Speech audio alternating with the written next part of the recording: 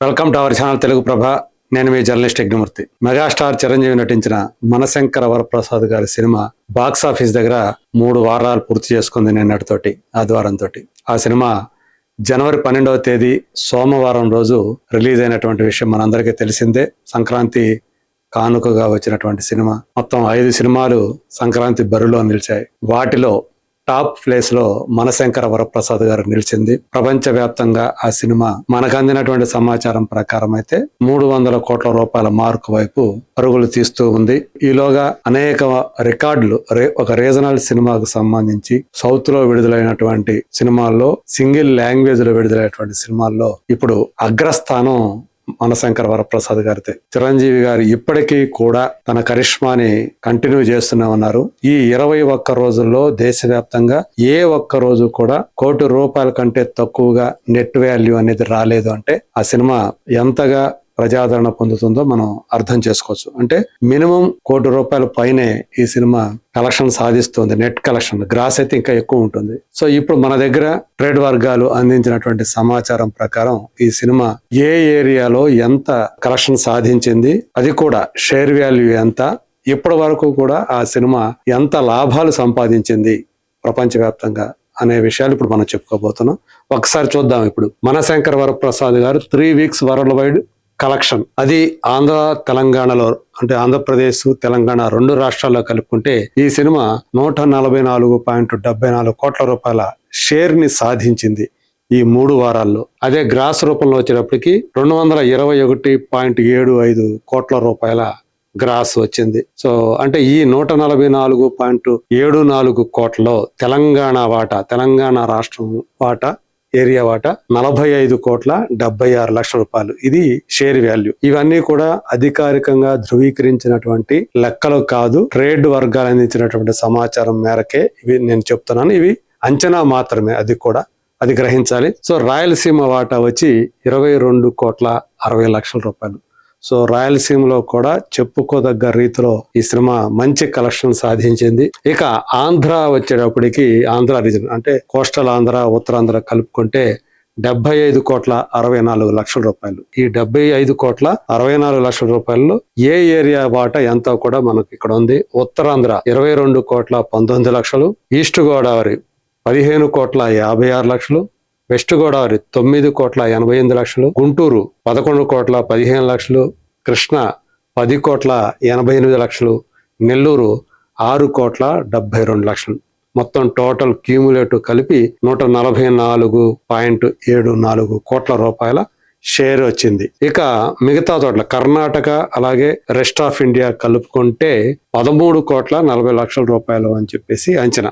Overseas వచ్చేటప్పటికి 19.34 కోట్ల share వచ్చింది. ఇది ఇప్పటి వరకు కూడా 3 వారాల్లో మనశంకర వరప్రసాద్ గారు ఏరియా వైజ్ గా సాధించినటువంటి షేర్ విలువ.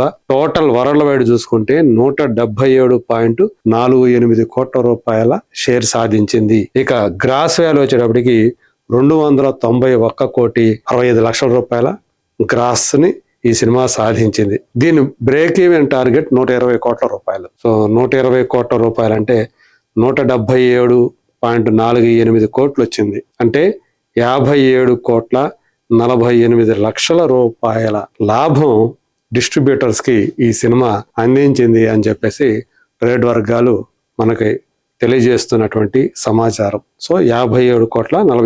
సో ఇది 60 కోట్ల దాకా వచ్చి ఆగే అవకాశాలు ఉన్నాయని చెప్పేసి అయితే నేనైతే అనుకుంటున్నాను. ఎందుకంటే వరల్డ్ వైడ్ గా ఈ సినిమా ఇప్పటికి 291 కోట్లు సాధించింది గ్రాస్. అది 300 కోట్ల వరకు కూడా రావచ్చని అంచనా. సో ఆ మేరకు చూసుకుంటే ఇంకొక, అది గనక అయితే గనక 4-5 కోట్ల రూపాయలు యాడ్ అవుతాయి. ఆ రకంగా చూసుకుంటే 60 కోట్ల రూపాయల షేర్ మార్క్ ని, అంటే ఆదాయాన్ని ఈ సినిమా అదనంగా సాధించినట్లు లెక్క, బ్రేక్ ఈవెన్ పాయింట్ తో పోల్చుకుంటే. సో ఇది మనశంకర వరప్రసాద్ గారు 3 వారాలు పూర్తయ్యే సరికి వివిధ ప్రాంతాల్లో, వివిధ ఏరియాల్లో సాధించినటువంటి కలెక్షన్, అది కూడా షేర్ రూపంలో. టోటల్ గా మనం 2 తెలుగు రాష్ట్రాల్లో ఎలా వచ్చింది, రెస్ట్ ఆఫ్ ఇండియాలో ఎలా వచ్చింది, ఓవర్సీస్ లో ఎలా వచ్చింది, టోటల్ గ్లోబల్ లెవెల్లో ఈ సినిమా ఓవర్సీస్ తో మొత్తం కలుపుకుంటే ఎంత వచ్చింది, ఎంతో కూడా ఇప్పుడు చెప్పుకున్నాం. మరి ఈ వీకెండ్ లో ఏదైతే ఉందో అది అంతకుముందు పోల్చుకుంటే, శుక్రవారంతో పోల్చుకుంటే కొంత బెటర్ గానే ఈ 2 రోజుల్లో, శని ఆదివారంలో కలెక్షన్స్ వచ్చాయి అని చెప్పేసి మనకి తెలుస్తూ ఉంది.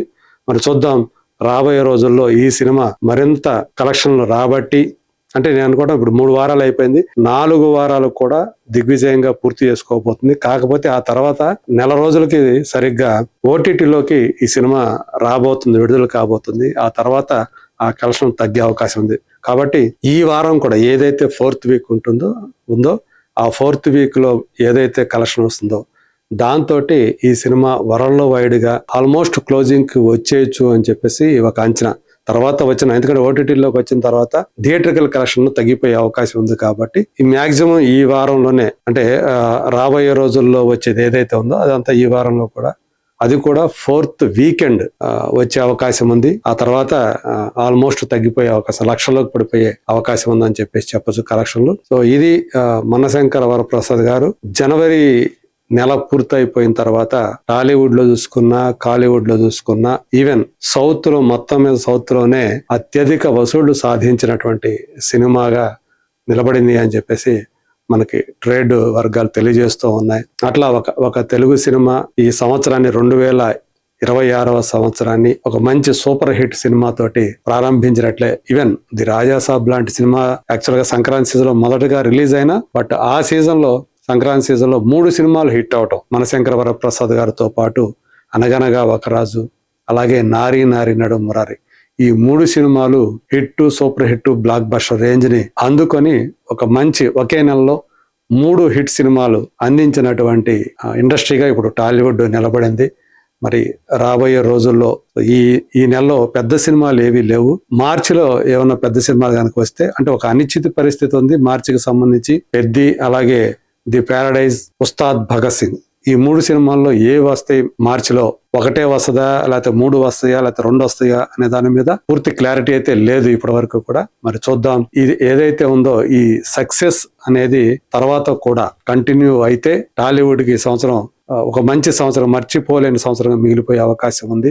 మరి చూద్దాం అది జరుగుతుందా లేదా. Let us wait and see.